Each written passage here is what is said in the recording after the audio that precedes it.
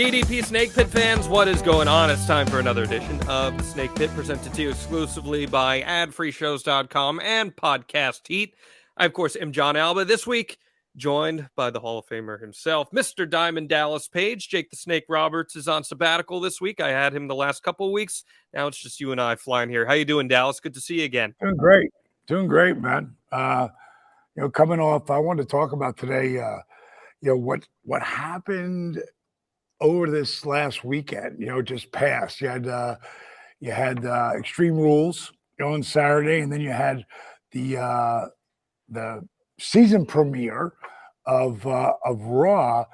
And the biggest thing I take away from both of those shows, the biggest thing, we're in an era right now where, people who watch wrestling, they're smart. They understand. It's not like, oh my God, is wrestling real or not? Yes and no. The hardest thing to do, and what you've seen happen is, like, it goes back to the NWO. Even back then, even though they were heels and there were people who hated them, people loved them. They were like that, tweener, spot. And as time went on from then, it's really hard to get real heat in professional wrestling. That's the biggest compliment I can give to the new regime that's over there at WWE right now. They're getting real heat. And it's not just a couple of guys or girls. It's multiple people. And I think the biggest thing to start off with, I look at that pay-per-view match with Gunther and Sheamus and all the boys that got involved in that. I mean, that shit looked real to me. Buddy. I mean, oh my goodness. Let me tell you. So I was in the arena for this show, and I thought what I loved, and I'd love to break this down with you because I know pacing is a big part of all your matches.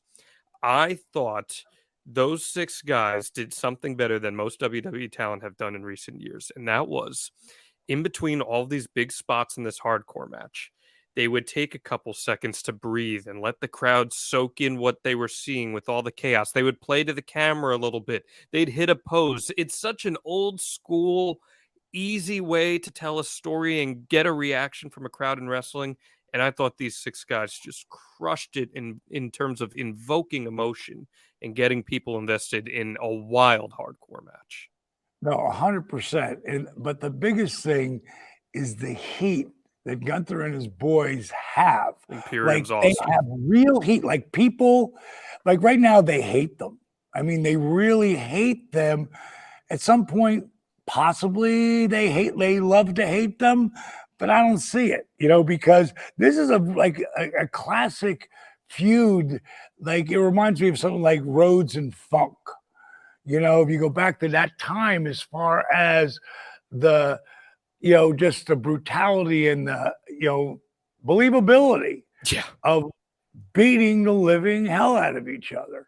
And for the fans' approval, and both of these guys, really all of them, all six of them, like to work stiff. So they're coming with it, and people can tell, like, whoa, there ain't nothing fake about that, but again, the heat, the roar of the crowd, that's what, has really been missing more than anything, I think, in wrestling. I think sometimes it becomes a spot fest. From what I'm seeing, what were there, 5 matches on that actual card? Was it 5? I think it was 6, I think. 6? I think it was. I'm gonna pull it up as we talk here. Yeah, pull that up. I think it was 5. It might have been. You might be taking in the pre-show. Look on the card. Was it 6? Pulling up right now. It was 6 matches. 6 matches. Yep. Okay, so it's still 6 is a great number. Last time they had 5 at the Castle. They did 5 matches, which does what? It gives the talent time to tell stories in the ring. Plus, they're telling their story before they come out, which the WWE has always done better than anybody, even better than WCW back when we were beating their ass. They just tell stories of what happened to get to this moment. and they build all that anticipation. But that was a great way to start it off. So I big thumbs up to that. Can I ask you something real quick about Sheamus? Because I've never heard your thoughts on Sheamus before. This is a guy who's been around dating back to 2009 now. He's had world championship runs. But I think right now, due to the great heel work of Gunther, I mean, this guy is more over than he's ever been. And he's working matches that fit his style perfectly. What do you think of Sheamus's impact on WWE and what his ultimate run will look like when all is said and done? He's absolutely a Hall of Famer without question. Dusty Rhodes, who I talk about all the time, told me about him before I'd ever seen him on TV, and he came in with a hell of a push going in. And he could be back in the world championship race like that. At any point in time, they could pop him in. Again, for all the reasons that make a wrestler a top guy: look, size, rap, believability. I think he's reinventing himself again and just upping everything because he's in phenomenal condition. I worked here at my performance center. He came in and we did some DDP yoga together. And when he was doing his stuff on the little video thing that he has, his show that he does every week about it. He exercises with everybody all over the world. But I think he's had a hell of a run. I think there's times where you have to work your way down the card to work your way back up the card. It's just the way the business goes. And I think especially now the reaction that he's getting has been phenomenal. Some of the biggest of his career. Some of the biggest of his career. Where was Extreme Rules at? It was in Philadelphia. Oh, Philly, right. And those fans, tough crowd. Very tough crowd. Really, the Northeast is a tough crowd in general. So if they're behind you and with it, and they were with it, I mean, that crowd was a white hot crowd. Yeah, and I think it's just so cool that at this late in his career, he found his wrestling soulmate, right? Like Gunther is the perfect complement to him in every way. Every single match they've had is awesome. They had a legitimate. How do I say? Gunther. So the German pronunciation is Gunther. I should know that since I am German. I should know. There you go. But I love that kid. I love that kid. I think amazing.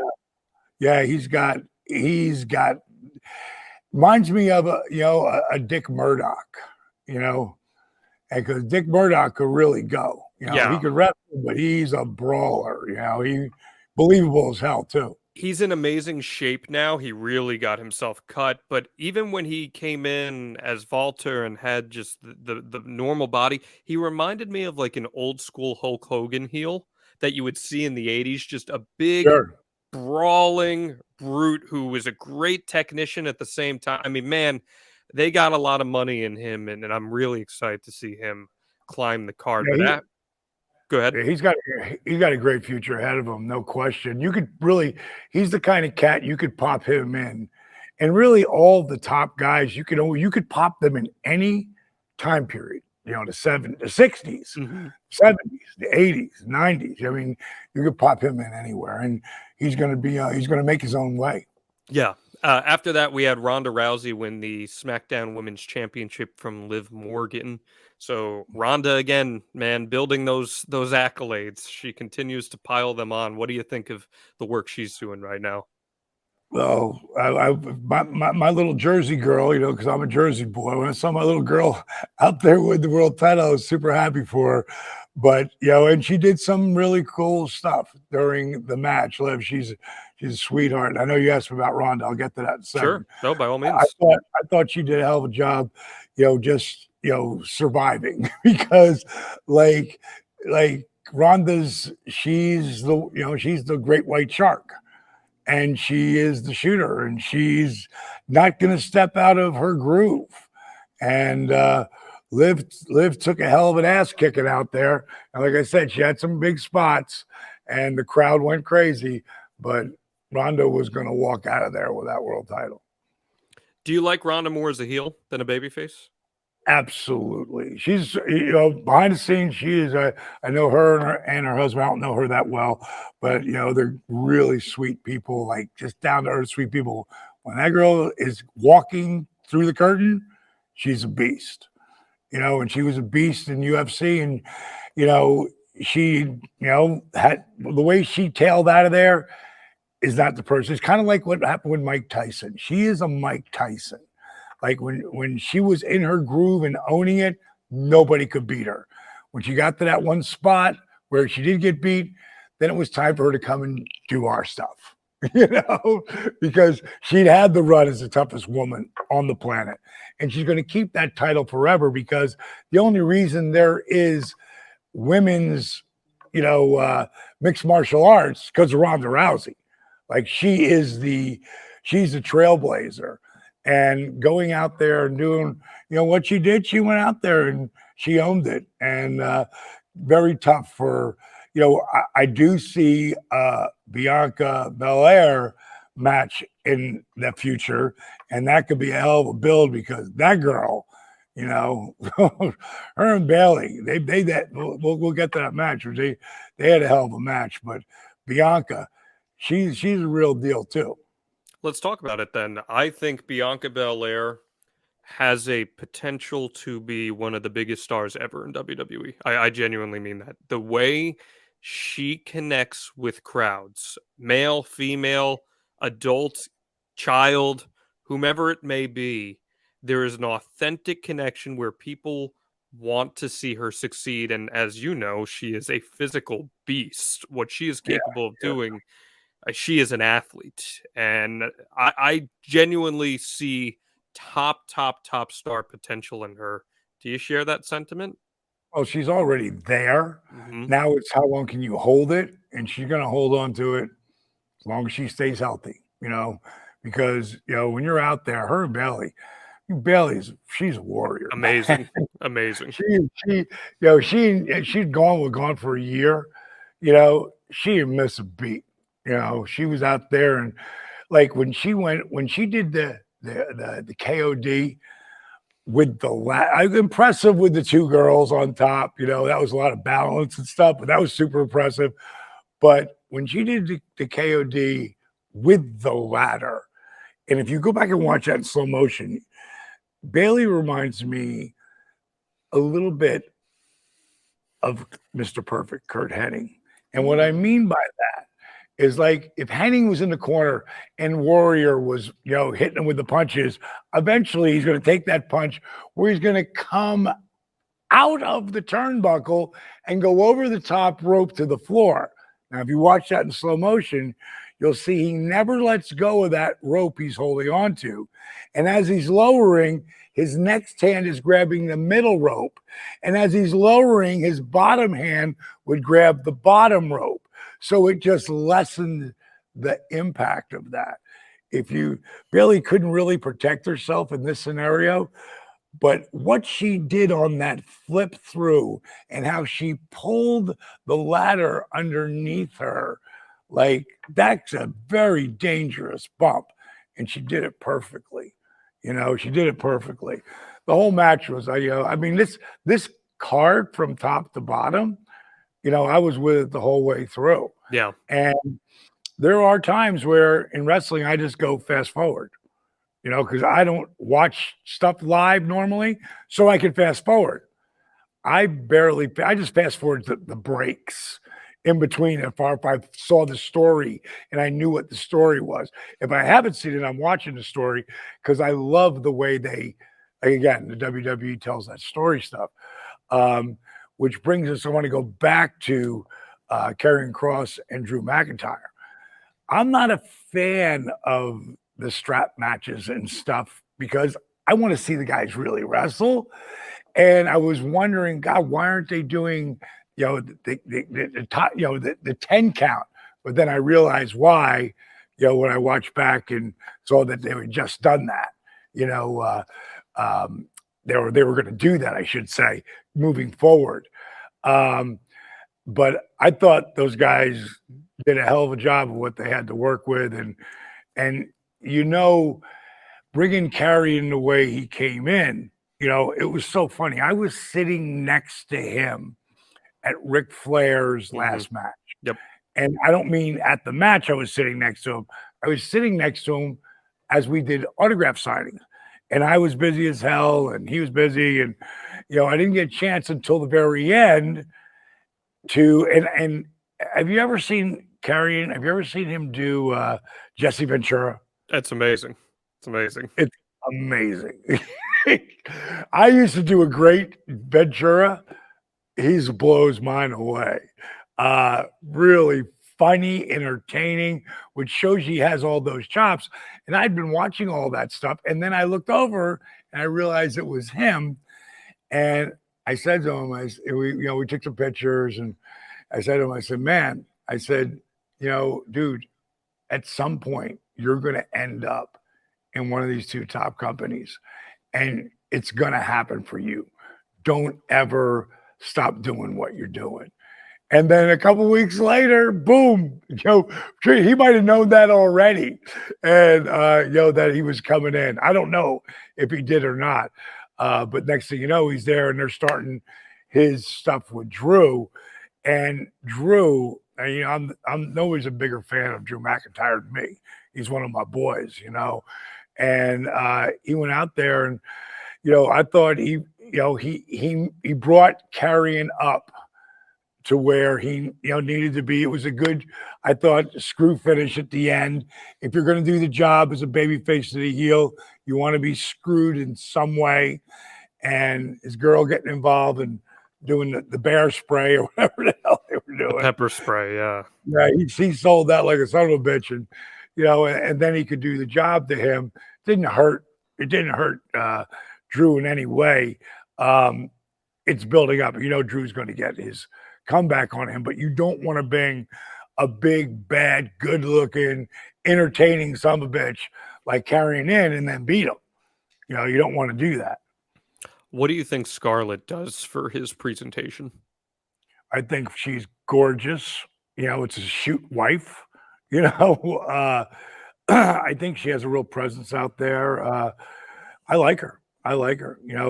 Want to try to keep her heel because, normally like I had Kim, and I took all that from, Randy, because look and see what worked before you, and then try to make it your own. And of course, Randy would end up being my biggest, everything. He put me on the map in such a way that I don't even recall someone having one match that changed their career as much as Randy changed mine. Mm-hmm. It was just that all the timing was there. But, looking at Scarlett and like, you got a gorgeous woman like that, people eventually want to, like her, and just like Mark Merrow with Sable, you know what I mean? It was hard. So when you, depending on how you use her, right now he's using her perfectly, get her involved and make her, that heel spot, and keep her there. And again, he's got heat. He doesn't have the heat yet, but he's got to do things to get to that spot, that will bring him that heat. But I think that kid is total money, top guy, and Drew. They could have a really long lasting feud out of this. I think. Were you surprised that Drew was not the guy to beat Roman at Castle? I was totally surprised. I was blown away. But and I'll talk about the bloodline when we talk about Raw. Oh yeah. I kind of understand it now. At the time, I was like, man, why would not? That's the spot. Even if you took it off the next night, But I thought Drew should have went over there. But again, it didn't hurt him. It's kind of like I look back at my career, and not getting it makes the fans want it for you even more. And when I got that first United States Championship, the place went crazy, and I won it off one of the greatest ever, Mr. Perfect, Kurt Hennig. So I couldn't have had a better guy to have drop the strap to me, you know. So, again, this was a great pay-per-view. Yeah, well, we saw a near 30-minute I Quit match between Finn Balor and Edge. There was a lot of gaga on this one, but Beth Phoenix would come back, and it was a really, in my opinion, well-told story throughout that saw Edge only finally give up when his wife was about to take a concerto from Rhea Ripley, and eventually she ends up taking it anyway. And this, Dallas, you talk about heat. This had the most heat in the building of anything on that entire night. What'd you think of Well, it? it's everything, and I've been talking about them for weeks now. I loved Judgment Day with Edge in it, and I called them, I text them like, "Dude, love this," and makes me want to watch. And then to pull him out, because there's certain guys it's tough to be the heel. You want that person to be the baby face, and Edge is that guy. So making him that, that heel for a minute and then flip, and now he's got all these guys to work with.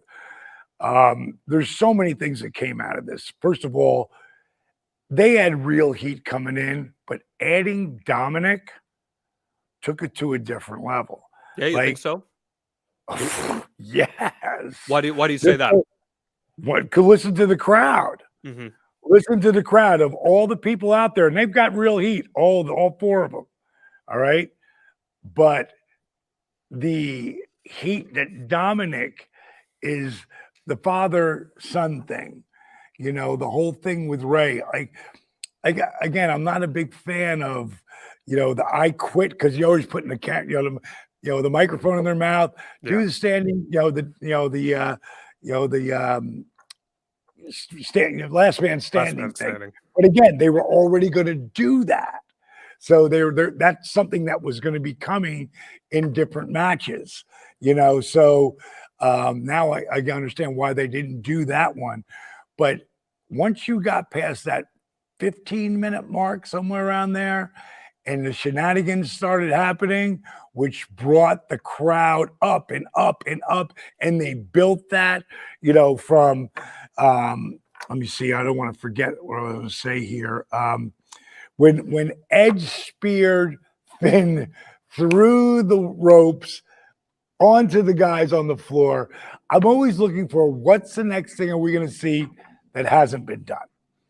And I don't remember ever seeing that. It might have been done, but I don't remember ever seeing that like that with a group that meant so much. And then, of course, Rhea handcuffing him. You're thinking, okay, how's he going to get out of this?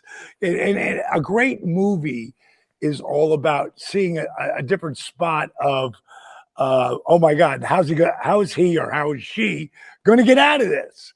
And then, of course, they do, because it's already predetermined. But it's still like you want to know, and then bring in, Ray in, and then Dom in, and they milk that spot.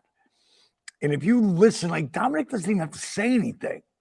Like they want Ray to beat his ass. Your kid steps out of line.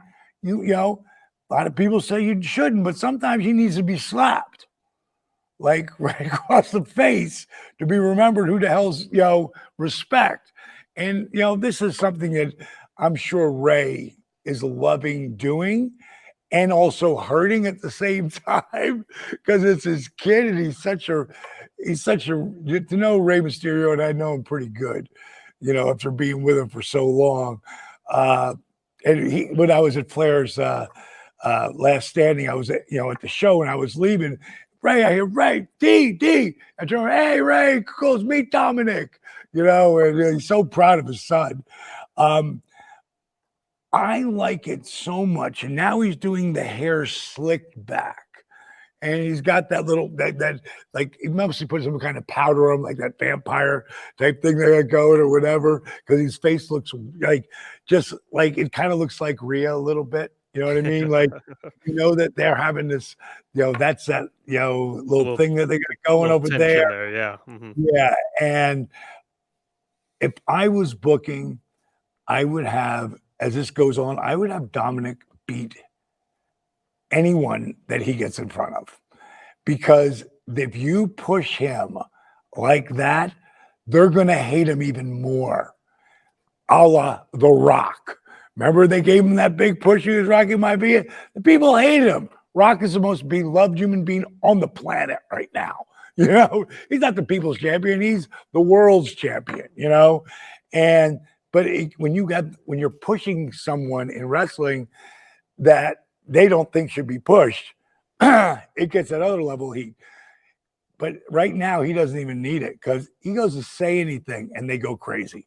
My one thing with Dominic, I think he's really talented and I like him. I think that he needs to utilize this opportunity with Judgment Day to become more than just Rey Mysterio's son. And however they do that, leaning into something character-wise with him or giving him this extra layer, that will help him going forward. Because when he is teaming with Rey, he's Rey Mysterio's son. And there's nothing wrong with that. But that's his character. So let's see now him take that next step and find something to really sink his teeth into. And I'm with you where I think this Rhea Ripley stuff might be able to allow for him to do that. What do you think of what this group is doing for Finn Balor? Because I thought Finn Balor was amazing in that match. Amazing.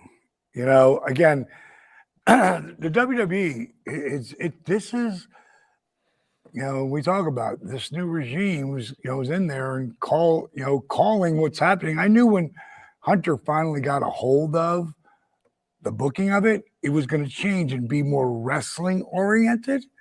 Hence less matches, more time for matches, because that's where the stories really get told and the talent really gets made. Finn has stepped up, and they've given Finn a lot of spots, championships, but they never really gave him the real push. Now he's getting that within every one of them. They're talented, they look good, but they can deliver in the ring. And Finn, of all of them, is the master. Finn can do anything. And I think what he just did in that match with him, he got over big time as a worker, he's always been as high as you can get. But as a character and a heel, he took it to that next level. Yeah. And that's what I loved about the pay-per-view, that each person, as they went through their line, got their spot. And what they did coming out, just on Raw as well, getting to see the reaction of the people. That's what I go by. When they did Beth coming out, again, these are layers of pops that really mean a lot, especially when you're going to go 30 minutes. Man, she just lit it up. And then to stop her the way they did, and then you're thinking, how are they going to get, what I was seeing at one point. Okay, I don't want to mix this up. I'll keep it here. I'll say, because I got so much wrestling on. I've got you. I'm on wrestling overload. When she did the chair spot, yeah, and you thought, okay, I knew right as soon as Beth was in there, I knew how he's going to submit, but I didn't, because he's never going to submit. Of course not. Oh, yes, he will. If it's his wife, because you get the gun, you drop the gun, and now they're pointing the gun at your wife. What are you going to do? You're going to drop the gun. It happens in every movie, right? So I didn't see her coming through and going through and doing it anyway. And Rhea really, coming through with that chair and hitting her. It was perfect. Oh, it was, and she's vicious. Yeah. I believe Rhea the way I believed China. It's a hell of a compliment. It's a hell of a compliment. Yeah, it is. But man, they did it the right way, and I can't say enough about that. It was really well done, and I know it sounds like I'm blowing the WWE, but I'm not. I'm only gonna talk about shit that I really like. Mm-hmm. And if I don't talk about it, then it didn't really move the needle on me as much. Sure. But the stuff that did, like, and I've been putting that Judgment Day over. It's not the NWO. It's not, the Four Horsemen. They're their own thing. They've created something different, and again, really hard to do in professional wrestling. Again, there's better than and there's less than. And anyone who's not the best is less than, unless they're different than. And that's what, that entire crew, Finn and Priest and, Rhea, Dom, I mean, they're all different than. Yeah. Well, that got us to our main event, which was Fight Pit, which, let me tell you something, Dallas, the Fight Pit structure in person is wildly impressive. It looks pretty freaking incredible in person. And I thought on TV it looked pretty good too. And Seth Rollins, once again, proven he's one of the true MVPs of pro wrestling here, man. He is a special kind of talent that can adapt to anybody. I thought he and Matt Riddle had a real good match. Daniel Cormier being in there was a cool little twist on that. And it was a big way of putting Matt Riddle over, that's for sure, to end this show in terms of the in-ring action. What'd you think of that? Again, what's that? Yeah, first of all, I love the cage. I thought it was unique and different. Love the way it went over the ring post because there were no ropes there. That was something that's never really been done before, and again, when do you get to see something that's never been done before? And someone in the color had said, I'm not sure exactly who said it, but that Riddle had a lot to do with this Fight Pit thing. They walk around the top. Loved it, but God, how are they going to get out of that? Again, and of course, Seth taking the diamond cutter / RKO. And then the way he pulled the Kurt Hennig, he started rolling and he grabbed a hold of that aluminum pipe and let himself down, and it was impressive. I did not see Riddle coming and doing what to me I'll call a coffin drop, because that's what our boy Darby is kind of made famous on his back landing. God, what a dangerous bump! What a dangerous bump! And man, on both sides, to take the trust, because if he's just 4 inches less and his ass lands on his guts, it breaks a couple ribs there. Yeah. It's like the top athletes in this business have a sense of skill and luck that, and I mean all around. And you'll see, because there's some bloopers of guys, not WWE guys, but guys who are in independent shows trying different things that they can't do because they're not doing this with the frequency that an AEW or WWE would be doing it. It's reps. Everything is about reps and confidence.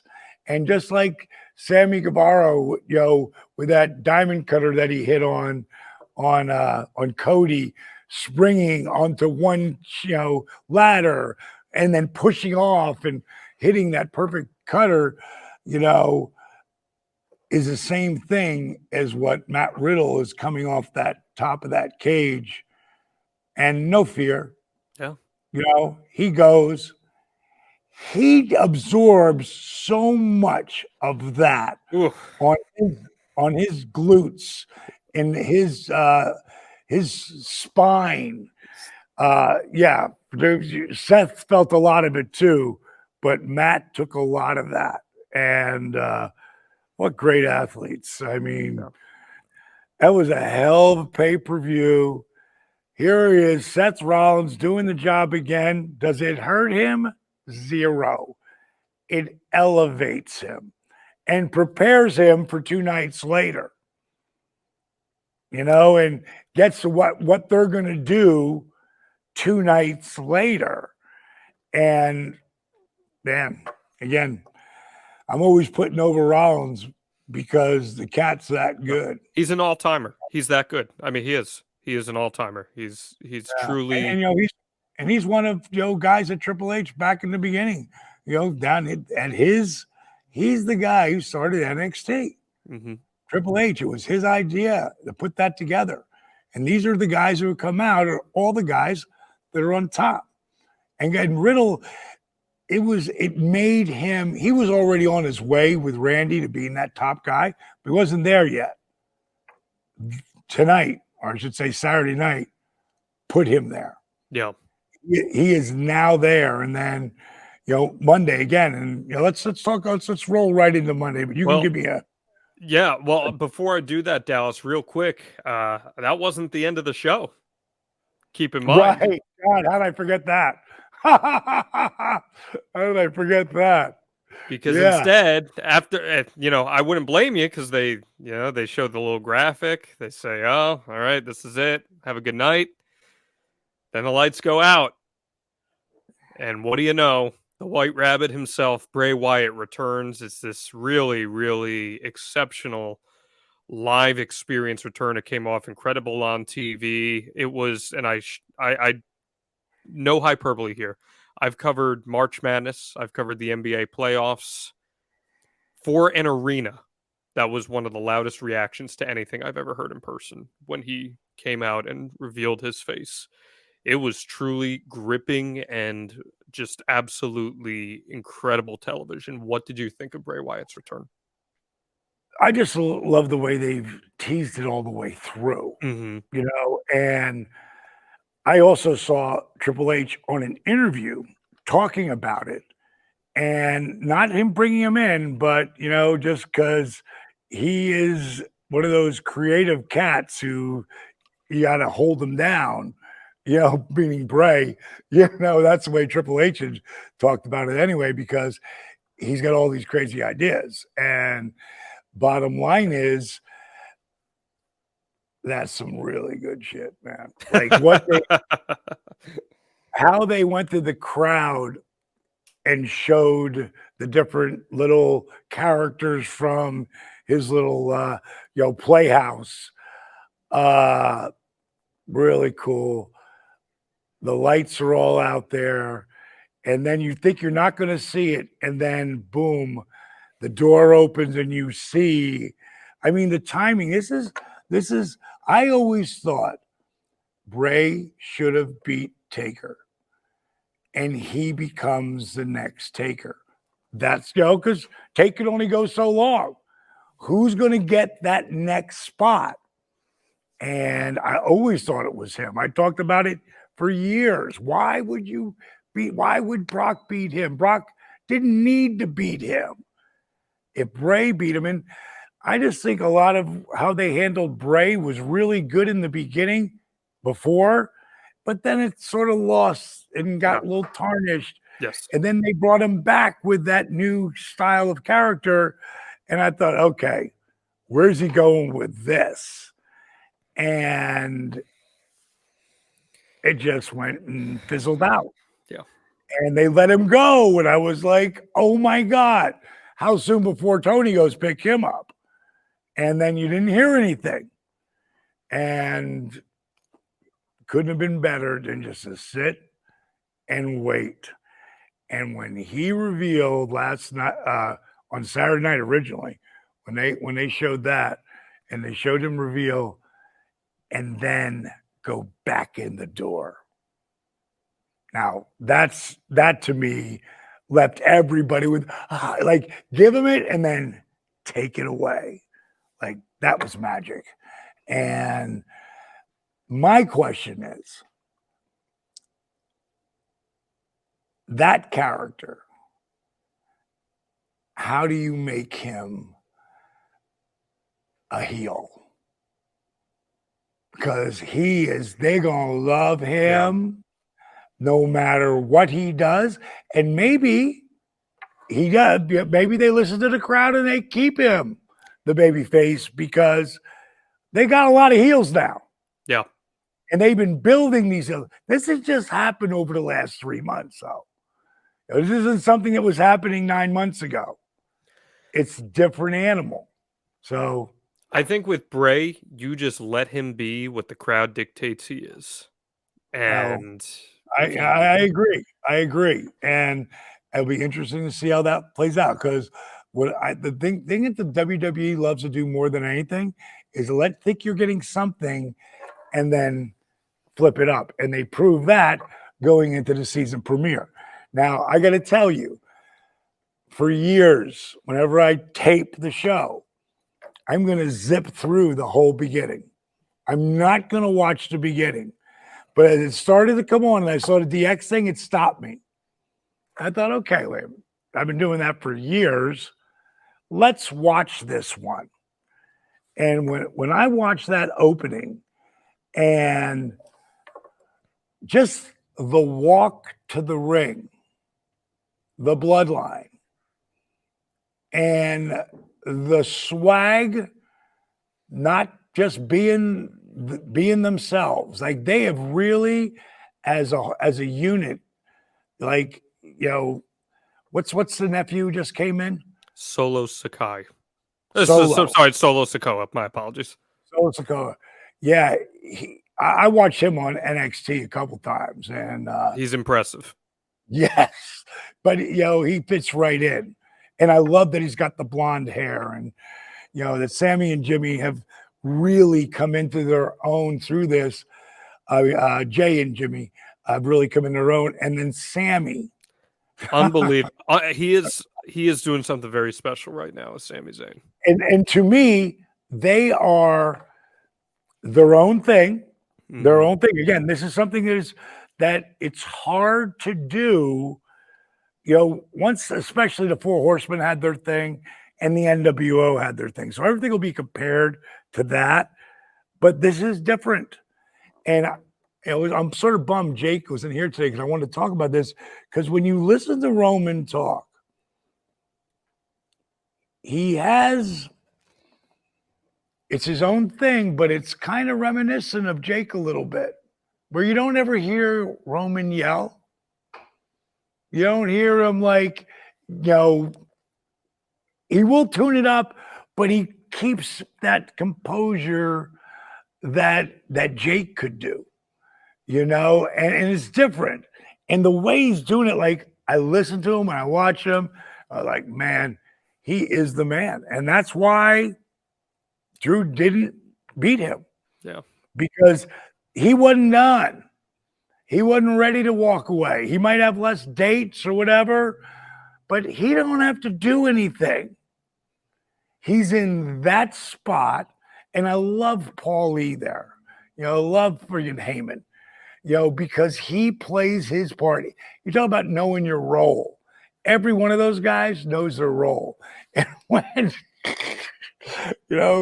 it cracked me up. And again, bringing out friggin' the original bro, bringing out Riddle.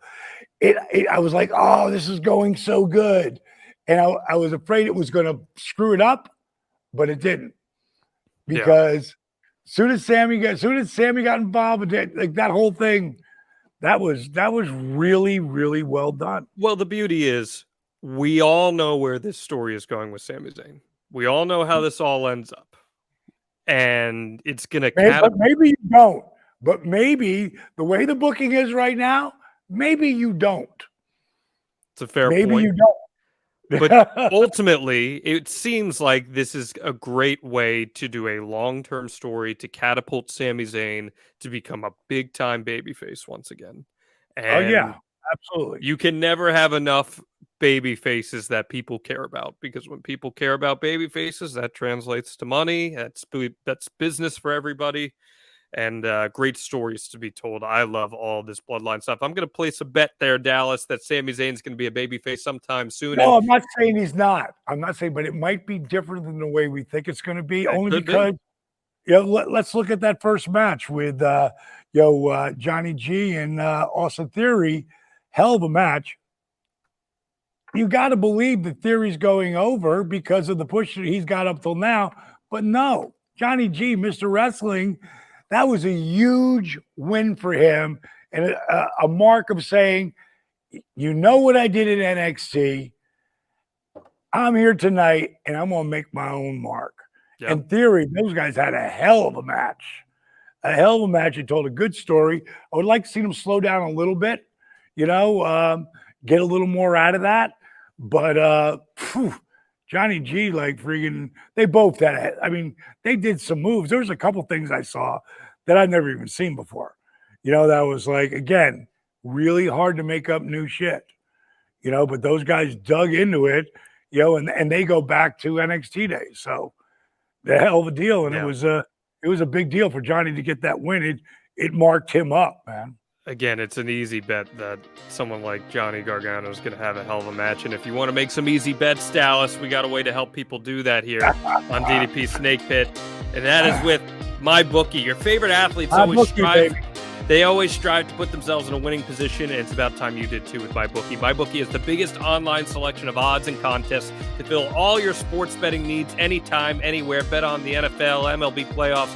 Play for a share of big cash prizes in the weekly blackjack tournaments. If you've been waiting for the right time to get in on the action, that time is now. Make your winning move today, and you can sign up at MyBookie using promo code SNAKEPIT to claim your deposit match of any amount up to $1,000. Again, that's promo code SNAKEPIT to claim your bonus. Experience sports in a whole new light and make this season a winning one. Bet anything, anytime, anywhere with MyBookie. Dallas, my New York Yankees, they're in the playoffs right now as we tape this. By the time this airs, I don't know if that's going to be the case. I'm sure hoping it is. And I'll think about using MyBookie to maybe put some money down on them. I've told you about my luck with booking bets, okay? But as of last week, I'm not telling you who I bet on or zero, but I won both those bets with MyBookie. So there you go. I'm on a run. I'm on a positive run here. So I'm going to keep it going. And I encourage any of you guys, if you're going to be placing it, go with MyBookie. Okay. Personal, by the way, my personal bookie. There you go. Making it easy for you. Now we're in this where I was starting to get a little bit confused talking about my Judgment Day, from Saturday night. But this continues over in and out of the Gable and Ray, which, of course, anything with Mysterio and Gable is going to be a great match again. Yeah. But what happened afterwards?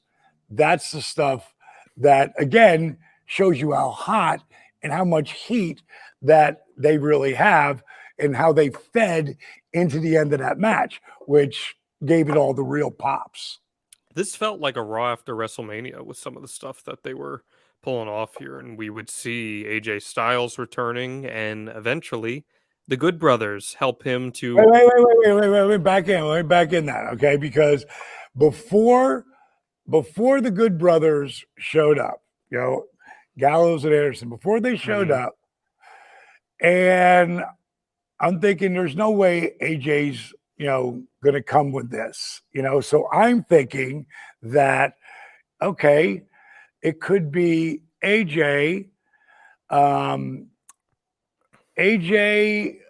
Edge, Ray, and Beth against, like, that's what I'm thinking. I'm like, booking, is this the way they're going?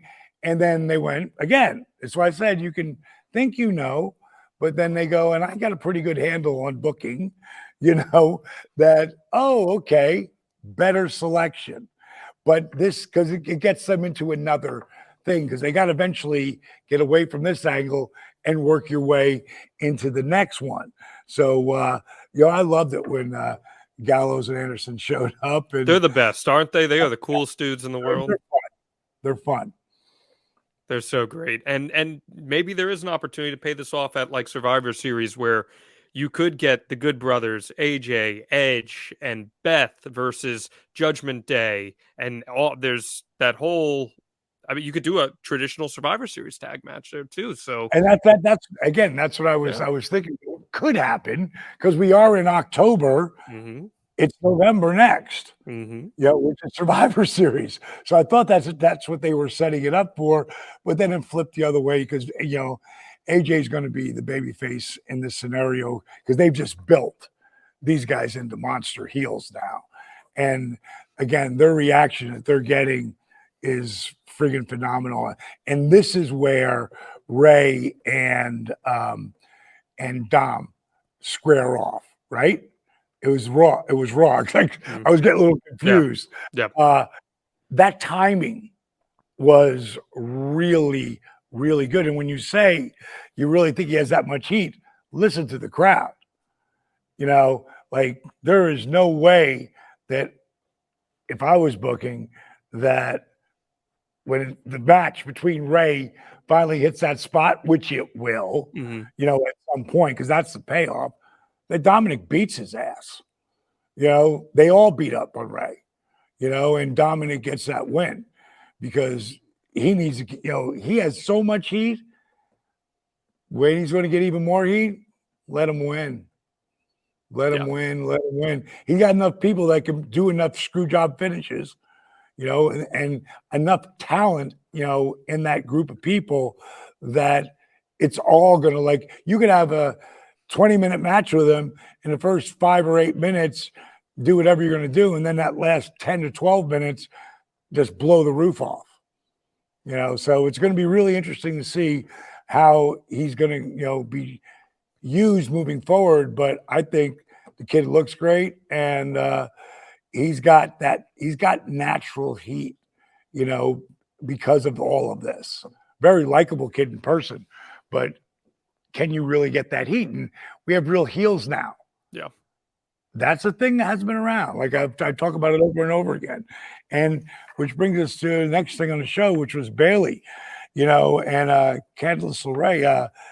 You got to feel, you know, after, you know, just doing the ladder match, this is Bailey. She's going to kill her. Oh, no. Again, just when you think you know, you don't know. Now, of course, they got all their heat back. Yes, they did. You know, right after that, which I thought again was great. Like there was one point where right in the beginning of it wasn't the push. I'd won Lord of the Rings, which was, you know, our King of the Ring, and got the ring and all that. And then I have this match with Eddie, and he slips over with, this is the beginning of what would become our feud. He slips over with a schoolboy and gets his hand raised, and then I attack him. And then I hit 3 diamond cutters on him, grab the belt off the rep, and whip him, and Chavo comes in. So they're safe. Chavo's 20 years old. He's had 10 matches. You never would know it. You know, I thought for sure he'd been working for a few years, at least. But it got the heat back from the loss. And that's what, you know, these kids did. And they left with some really, really good heat. And Bailey she already is. She's a hell of a heel. She is, in my opinion, one of the strongest all-around performers in all professional wrestling. I think she's that good. And it's good to see her healthy again. And as you've said it multiple times, elevating. She elevates everybody that she's in there with. That's what a great talent does. And did that get us to Brock Lesnar? Because that's a pretty big deal. That was a pretty big deal. You know, first of all, they're pulling all the guns out. It's a season premiere. It's like, we want you to know shit's different now. You know, like it's the same, but it's different now. And they pulled out all the guns for this. You know, Bobby coming out there, I knew something was up a little bit because the champion never goes out first. You know, so I knew something was up, but I didn't see that coming. And then I didn't see him come out there and just, you know, beating up on Bobby, you know, and you didn't see that coming. It kind of made sense because it gets them off at a different program, gets the title off of him, because Seth comes out, I want the match. He's the ultimate tweener. The people, Seth is at that spot. They love to hate him. He's got that Ric Flair spot. You know, they love him, and depending who he's out there with, they hate him. You know, he did it for Cody big time. You know, because Cody was the ultimate baby face there. Coming over, coming back. And Seth, the whole thing, those matches were friggin' amazing. Amazing matches. And then to go out there after Riddle dropped, and I taped my ribs for a year. So it made me laugh that he taped them all the way up to the top of but he played that. Yeah. He played it beautifully and sold like crazy. Him and Bobby both did. And then to get the strap. So win, lose, or whatever, Seth Rollins gets over. So so he's mastered that art. So I thought it was magic, man. I thought both shows were great. And I challenge anybody. Of course, you're gonna have your haters that are gonna go into all the whatever negative shit they can pull out, but really hard to do, on that, those last two shows. I'll say this, Dallas. I think right now WWE is dealing with more goodwill than it has in a long time from its fan base. I'd say probably close to 10, 15 years in terms of your fan base having trust in you to tell a great story, and most importantly, to ensure that they go home happy. And when you build goodwill with your fan base, you can afford to have a mishap every now and then, because they will be back tuning in the next week because they know that they're going to be entertained. They know they're going to get a great show, and they know they're going to be rewarded for paying attention. And I think what we've seen in these first 3 months or so of Paul Levesque's booking has definitely changed some perception in that sense. And goodwill can carry WWE a long way here in terms of growing the audience. And I think that's a good thing all around. One of the things I think that I don't think you're going to see as much of, why the fuck did they do that? That's what I mean. Exactly. You know what I mean? Like, because there were so many times they would be building something and then they'd pull it away, and you'd go, "What? Why did you just do that? You just gave this guy this spot, and then you just beat the living hell out of him. Why?" So I don't think you're going to see a lot of that. I agree. And there's a real, defining line, not through everyone, because Roman is his own animal. Seth is his own animal, but there's a defined line between babyface and heel. Not everywhere, but more than there's been in a long time. And letting the heels get heat. That's one of the things that I didn't see happen as much. Oh, never mind the beep. Without doing beep, they just cut off every shit and every fuck. And there was plenty of both from the beginning of the show. And I thought it was funny as hell in the DX bit. The first bit that came on was putting the censored over the guys' mouths. Later, all you heard was nothing, because if something was said in that ring and it happened multiple times, you didn't hear anything. It wasn't a beep, and it wasn't, because it would have had to go beep, beep, beep, beep. So all they did was eliminate, and I thought it was really smart. They eliminated the volume, so you never heard anything. That makes sense? Yep. You're dumping the audio, yeah. Yeah, and so when you dump the audio like that, they got a 7-second delay. When you dump the audio like that, you can say whatever you want, and everyone knows how to fill in the gap. Exactly. Well, you don't get any of the problems with the FCC or any of that. Plus, you get to push the envelope. No, we're the hippest cat on the block. Yeah. And we have all these avenues to do it. So as hard as it is to get a good rating today, I would be really interested to see, what the ratings were. I know we shot this on Tuesday and it airs on Wednesday, but it came out today at some point, that rating. I'd be interested to see, did it move the needle, having the DX and letting those guys come out and thank the people for the 25 years. And I love what Sean said at the end of the night of, you got to promise me if we're back here 25 years from now. Just shoot us. Thought that was really funny. But, the people, they want to see, they don't need to do anything. Just like if I come out, they just want to see their guys do just one thing. In this scenario, as having them together, not having Billy there was kind of different, because at least he was there for the Hall of Fame. Yeah. So I'm glad that they let him come back in and do that, but not to TV. And I knew they wouldn't do that, because it's someone else's TV. Well, he's doing great in his own right now with the Acclaim. No, he's doing great. His boys are doing great. Yep. And they step up every week. Oh yeah. Every week they get, they get more confidence in what they're doing.